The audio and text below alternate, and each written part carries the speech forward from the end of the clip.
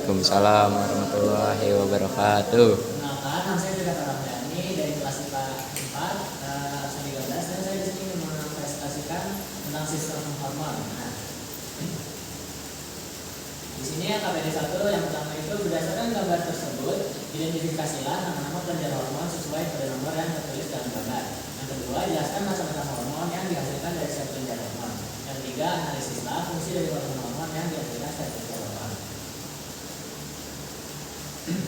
Nah, di sini nih yang nomor 1 ini kelenjar timus itu yang di bagian kanan ini. Yang kedua kelenjar hipofisis itu di kepala. Yang ketiga ada kelenjar adrenal, yaitu letaknya ada di bagian perut kanan. Terus keempat itu ada hipotalamus itu juga di kepala. Yang kelima kelenjar paratiroid itu dia di ada rombongan gitu.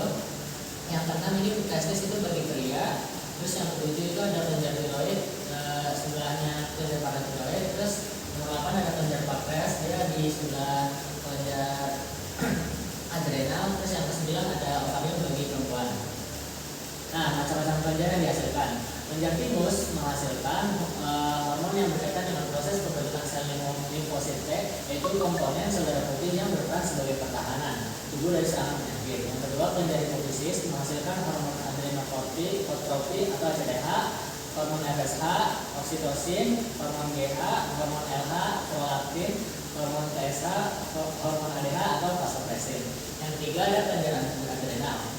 Dan androgen, kortisol, androstenedion, adrenalin atau epinefrin, terus noradrenalin atau norepinefrin.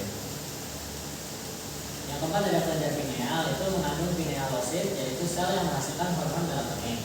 Yang kelima kelenjar tiroid menghasilkan triiodotrione atau T3, terus tiroksin T4, kalsitonin, reverse triiodotrironin dan T3. Yang keenam kelenjar gonad menghasilkan hormon yang terlibat dalam reproduksi dan fungsi tubuh lainnya. Hormon-hormon tersebut antara lain adalah estrogen, progesteron, dan testosteron. Yang ketujuh ada kelenjar paratiroid yang menghasilkan hormon paratiroid yang berperan penting dalam pengaturan kadar kalsium dalam darah. Yang kedelapan ada kelenjar pankreas menghasilkan hormon insulin dan glukagon untuk membantu mengendalikan kadar gula dalam darah agar tetap terjaga normal.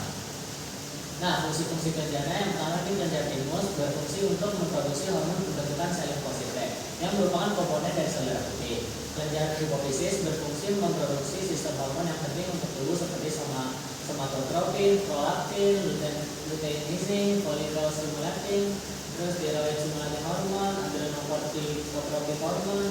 Nah, berikutnya ada kelenjar adrenal berfungsi untuk memproduksi hormon kortikosteroid dan memproduksi hormon katekolamin. Yang keempat ada kelenjar pineal, fungsinya untuk memproduksi hormon melatonin sebagai pengatur siklus tidur manusia. Yang kelima kelenjar tiroid berfungsi untuk menghasilkan hormon tiroksin dan triiodotrironin. Keenam ada kelenjar gonad atau kelenjar reproduksi, berfungsi untuk memproduksi hormon-hormon yang dibutuhkan dalam menunjang fungsi reproduksi. Yang ketujuh ada kelenjar paratiroid, berfungsi untuk memproduksi hormon paratiroid yang berfungsi untuk mengendalikan jumlah kalsium yang terdapat dalam darah. Dan yang terakhir kelenjar pankreas, fungsinya untuk memproduksi beta pankreas dan enzim-enzimnya seperti insulin dan glukagon. Nah, di LKPD kedua ini dalam penunjukan kerja di dalam LKPD itu adalah nomor 2. Yang pertama, jawablah pertanyaan berikut ini, kemudian jawaban ditulis dalam tabel yang telah disediakan. Yang A, identifikasilah macam-macam gambar pada sistem hormon 15 penyakit. B, jelaskan penyebab dari gangguan-gangguan hormon pada jawaban A. Dan C, analisislah bagaimana solusi alternatif terhadap gangguan sistem hormon.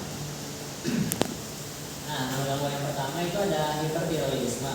Itu disebabkan oleh kelenjar tiroid yang menghasilkan terlalu banyak hormon tiroksin. Solusi alternatifnya itu bisa dengan obat anti tiroid. Yang kedua ada hipotiroidisme. Disebabkan dari kelenjar tiroid tidak menghasilkan hormon yang cukup. Solusinya memakan waktu untuk menenangkan diri dari stres berkepanjangan. Yang ketiga ada sindrom ovarian polikistik atau PCOS, disebabkan oleh ketidakseimbangan hormon reproduksi. Solusinya mengonsumsi makanan bernutrisi. Yang keempat ada diabetes, disebabkan oleh pankreas tidak menghasilkan hormon insulin yang cukup. Dan solusi alternatif lainnya adalah meningkatkan konsumsi sayur dan kurangi konsumsi gula. Dan yang kelima ada struma, disebabkan oleh kekurangan sodium. Solusi alternatif lainnya adalah konsentrasi dan dokter. Sekian dari saya. Mohon maaf bila ada salah kata. Wassalamualaikum warahmatullahi wabarakatuh. Waalaikumsalam warahmatullahi wabarakatuh.